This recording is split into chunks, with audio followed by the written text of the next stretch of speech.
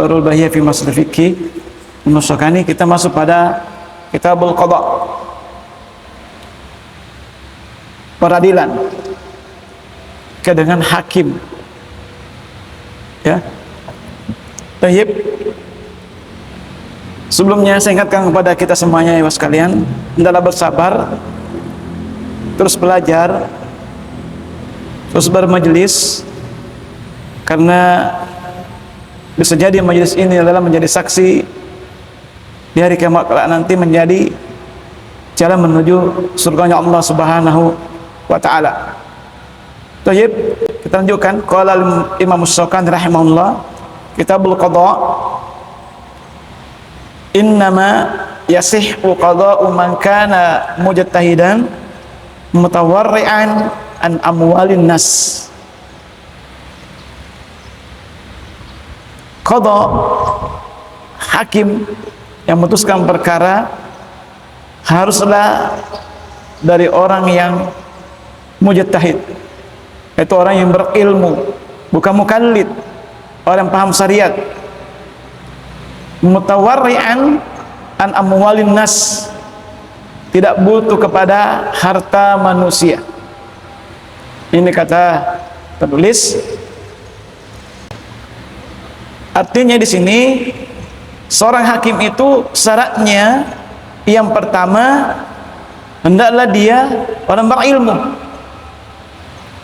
ya, orang yang ilmu, mengetahui perkara syariat dan mengetahui perkara, memutuskan perkara. Ini bukanlah juga menjadi persyaratan bahwa seorang hakim itu dia harus mengetahui ilmu syariat secara umum, ya, bukan demikian. Tapi dia mengetahui hukum fikih, ya, apalagi persoalan-persoalan yang berkaitan dengan kebutuhan manusia, ya. Karena dalam hadis Rasulullah SAW, "Idza hakamal hakimu fajtahada." Ketika seorang hakim memutuskan perkara, dia bersungguh-sungguh mencari mana di atas kebenaran, mana yang di atas kesalahan, ya, dia bersungguh-sungguh, ijtihada. Dia bukan taklid. Maka ini seorang juga faedah, jangan sembarang berfatwa kita tidak mengetahui hukum persoalan agama. Ini bahaya, ya. Summa asoba, kemudian hukumnya itu dalam memutuskan perkara benar, falahu ajrani, maka dua pahalanya. Fajtahada, dia bersungguh-sungguh memutuskan perkara, tapi ternyata salah memutuskan, dia tetap dapat pahala, falahu ajrun, dapat satu pahala. Jadi cara yang pertama untuk menjadi seorang hakim ketika memutuskan perkara itu adalah orang yang berilmu, orang yang memahami syariat, ya. Yang kedua, mutawarri'an an amwalin nas, orang yang tidak mengharapkan harta manusia, wara, ya, tidak mengharapkan manusia, tidak meminta riswah, sogok, memakan harta manusia dengan cara batil. Karena Rasulullah SAW bersabda, la'anallahu ar-rawashiya, la'anallahu ar-rasiya wal murtashi, ya, Allah melaknat yang menyogok dan disogok, ya. Ini kadangkala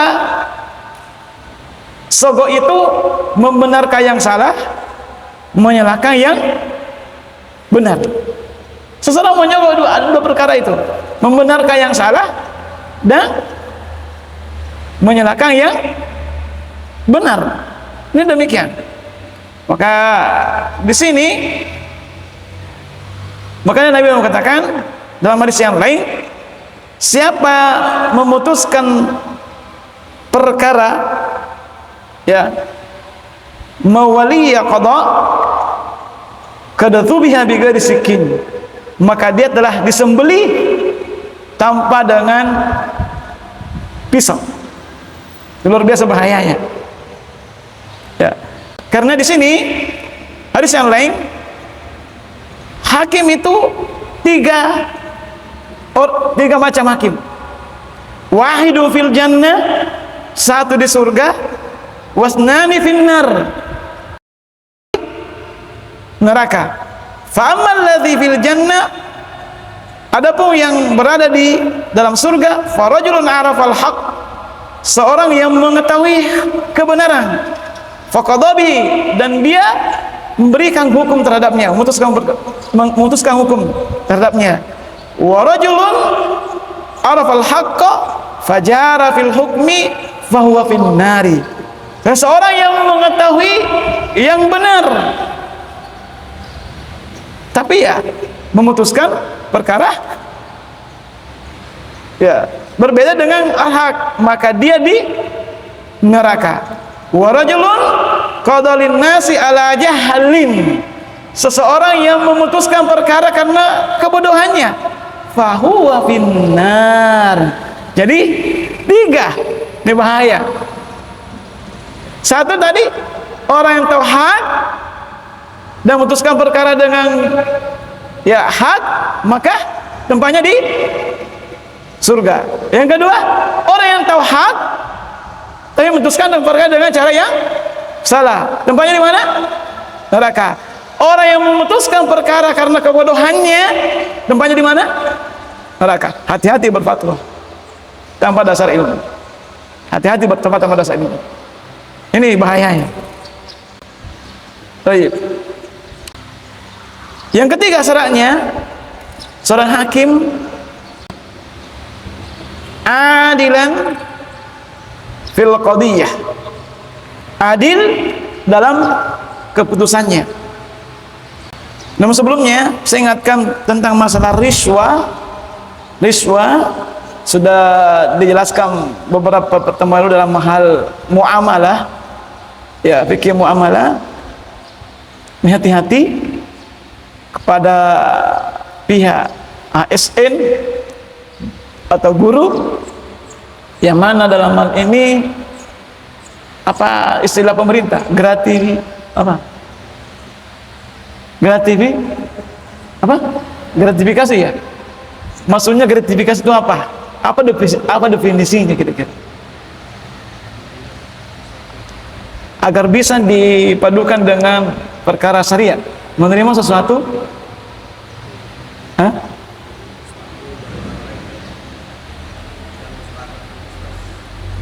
dengan tujuan tertentu, dengan persyaratan tertentu.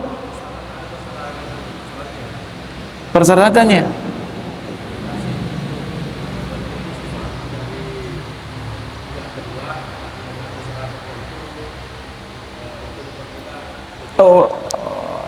Untuk mempermudah urusan, kedua. Contoh, bagaimana kalau ambil SIM mempermudah, biasanya biaya SIM berapa? Biaya SIM berapa? 100 lebih. Supaya mudah, kan kadang-kadang dibayar sampai 300. Ini masuk tidak? Masuk tidak? Masuk tidak? Masuk. Ini agak susah dihindari karena lingkungan. Ya. Masuk ya? Masuk. Itu sogok milik kita. Masuk ya sogok. Masuk sogok di situ. Riswah masuk. Nasallallahu alaihi wa afiyah. Terus kalau seorang guru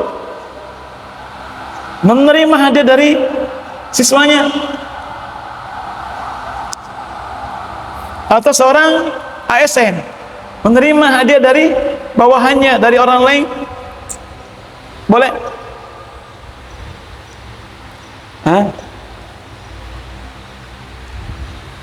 Mana kira-kira? Seorang pimpinan datang berkunjung, woi banyak oleh-oleh, banyak oleh-oleh kasih. Apakah seorang pimpinan ini berhak menerima oleh-oleh dari bawahannya? Boleh. Hah? Boleh? Hah? Contoh seorang pimpinan bukan perusahaan ya, bukan, tapi pimpinan yang katanya dengan ASN pemerintah datang berkunjung ke kantor cabangnya umpama, terus ya bawahannya itu masya Allah, banyak oleh-oleh dikasih, boleh menerimanya? Terkait dengan riswah, boleh? Hah? Boleh? Antum lupa pertemuan yang lalu, hadiah ummal al-gulu, hadiah untuk pegawai itu harta gulu, harta rampasan, tidak boleh diambil. Apa kata contoh, saya katakan Imam Ghazali atau hadisnya Rasulullah SAW, coba duduk sendiri di rumah, tidak ada ketemu dengan kau jadi ASN, apakah orang memberi kau hadiah? Apakah orang memberi hadiah? Jadi Anda diberi hadiah karena jabatan Anda. Dipahami? Anda diberi hadiah karena jabatan Anda, itu tidak boleh. Makanya Nabi mengatakan, coba duduk sendiri di rumah, adakah yang mau datang memberi? Tidak ada. Jadi kalau tidak ada yang datang memberi, kalau ada yang datang memberi, artinya apa? Kalau ada yang datang memberi, kita di luar dari pekerjaan kita sebagai ASN atau apapun, banyak orang datang, berarti orang yang memberi itu bukan karena kedudukan kita, bukan memang, maka boleh diambil. Tapi kalau kita duduk sendiri, mana yang memberi hadiah itu pada saat kita berkunjung? Tidak ada kan? Maka ketika itu memberi hadiah karena kedudukan sebagai guru, seorang pimpinan, hati-hati. Ini gulul, ya, harta gulul, harta haram, tak boleh. Ya. Terus bagaimana kalau guru TPA yang dikasih hadiah sama santrinya? Tak ada katanya dengan ASN, boleh tidak? Boleh tidak?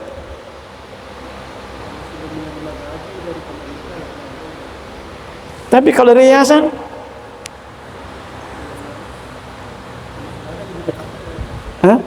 kalau ada gaji tetap, solusinya hadiah tersebut diberikan kepada yayasan. Nanti yayasan yang bagi kepada guru-gurunya. Karena ini pasti katanya dengan kedudukan sebagai seorang guru. Nanti akan jadi apa silengan akan cenderung ke hatinya kepada orang yang memberi dengan yang tidak. Itu bahayanya. Makanya di sini syariat menutup demikian kezaliman. Maka dalam hal ini kalau mau memberi hadiah boleh ke pihak yayasan, nanti yayasan yang bagi ke guru-gurunya. Dipahami? Ini terkait dengan riswah, bahaya. Ya, wallahu alam bishawab. Baik, kita lanjutkan. Adilan fil qadhiyah, berkoadil. Adil tidak bersebelah. Ya. Hakimun bisawiyah. Artinya dia seimbang dalam hal memutuskan perkara. Ya. Ini sungguh faedah yang luar biasa. Karena salah satu di antara 7 orang yang dilindungi oleh Allah Subhanahu wa taala dari kiamat kelak, sab'atun yudhilluhumullahu yaumal qiyamah fi dhillihi. Ada 7 orang yang dilindungi Allah, dilindungi pada hari kiamat kelak. Ya. Yauma la dhilla illa dhilluhu pada hari tidak ada naungan kecuali perlindungan Allah Subhanahu wa taala. Yang pertama, imamun adil. Ketika hari kiamat kita butuh pertolongan Allah, kita butuh perlindungan Allah, karena sekarang itu sangat panas. Maka ada 7 orang yang dilindungi oleh Allah. Salah satunya adalah imamun adil. Agak sengadil. Apa itu adil? Tidak berlaku zalim. Ya, tidak berlaku zalim. Adil tidak mesti harus sama. Ya, tidak mesti harus sama. Tapi memperlakukan manusia sebagaimana selayaknya, tidak menzalimi. Ya, tidak menzalimi. Sebagaimana dalam firman Allah Subhanahu wa taala, "Wa idza hakamtum bainan nasi an tahkumu bil adl." Ya, jika kalian berhukum yang memutuskan perkara di antara manusia, hendaklah kalian memutuskan perkara dengan cara adil. Ya ayyuhalladzina amanu kunu qawwamina lillahi syuhada'a bil qist. Innallaha yuhibbul muqsitin. Ya, Allah menyukai orang-orang yang selalu berbuat pertengahan, berbuat adil.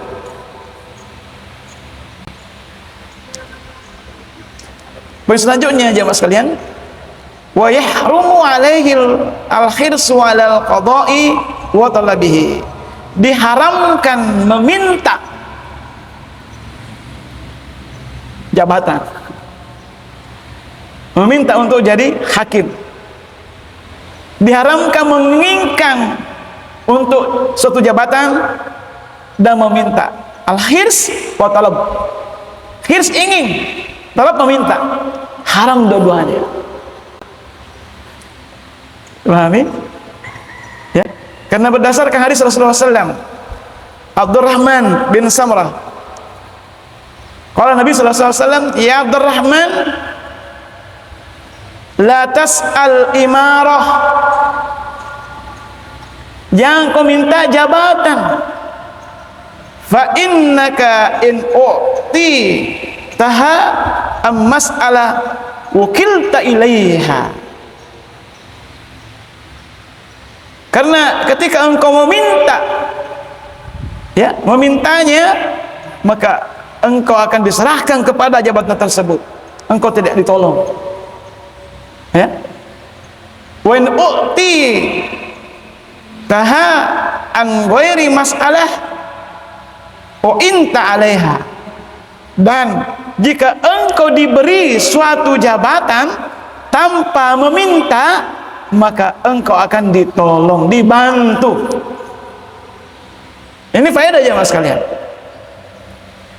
Dalam hadis ini kita ambil faedah bahwa tidak boleh mengangan-angankan sebuah jabatan dan tidak boleh meminta. Nah, kapan kita minta jabatan dan kita menginginkan sebuah jabatan tersebut, maka Allah biarkan kita, tidak ada pertolongan Allah Subhanahu wa taala. Tapi bila mana jabatan itu datang tanpa kita minta, maka Allah akan menolong kita dengan jabatan tersebut. Ya, wallahu a'lam bishawab. Ini termasuk jemaah sekalian, pejabat-pejabat publik kita dimanapun, ini ketika terkait masalah jabatan, ini perkara yang amat berat, karena manusia itu sangat cintai namanya apa? Kedudukan, jabatan, bahkan sampai menyogok, ya kan? Karena demi satu jabatan. Ya, ini menjadi poin. Nah, karena di sini bahwa syariat melarang kita untuk meminta jabatan. Ya, dalam satu kedudukan. Bahkan menginginkan itu nggak boleh. Ya, jadi dalam hal ini syariat mengatur bagaimana seorang diangkat menjadi hakim, memutuskan perkara di antara kaum muslimin. Ya, apa yang pertama tadi? Dia seorang alim. Karena kealimannya dia paham syariat, dia berusaha untuk mengetahui segala beluk bentuk persoalannya berdasarkan syariat. Dia bukan mukallid, tapi dia mujtahid. Bedanya mukallid dengan mujtahid? Bedanya taklid dengan mujtahid? Bedanya taklid? Taklid apa? Taklid apa? Seperti burung beo. Burung beo dia bisa mengucapkan apa yang dikatakan manusia. Dia bisa mengucapkan Assalamualaikum. Dia bisa ucapkan. Tapi dia paham maksudnya tidak? Paham burung beo paham apa maksud diucapkan? Tidak. Itulah taklid. Taklid. Hakikatnya taklid.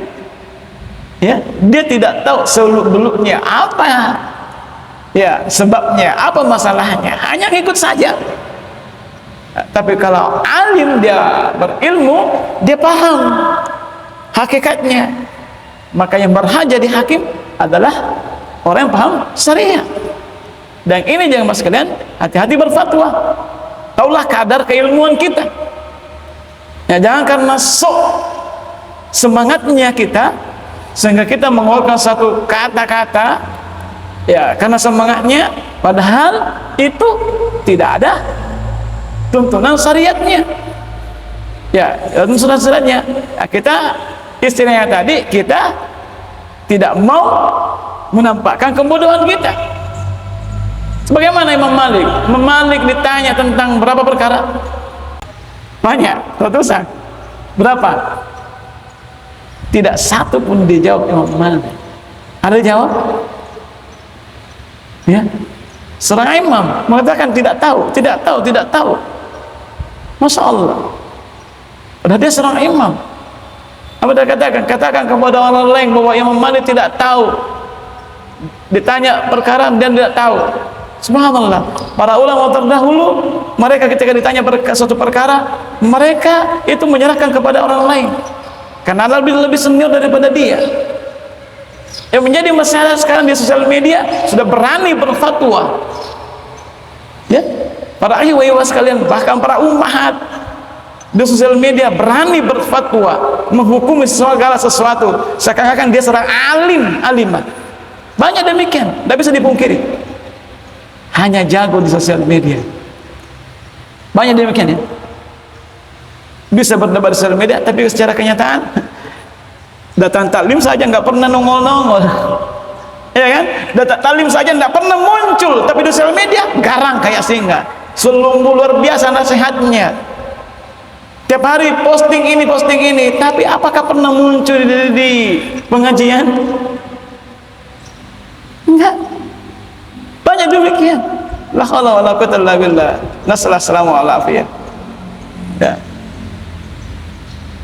Ini jemaah sekalian, jadi untuk hakim ini masih panjang, masih ada beberapa poin, waktu kita terbatas. Soalnya nanti pertemuan kita lanjutkan lagi.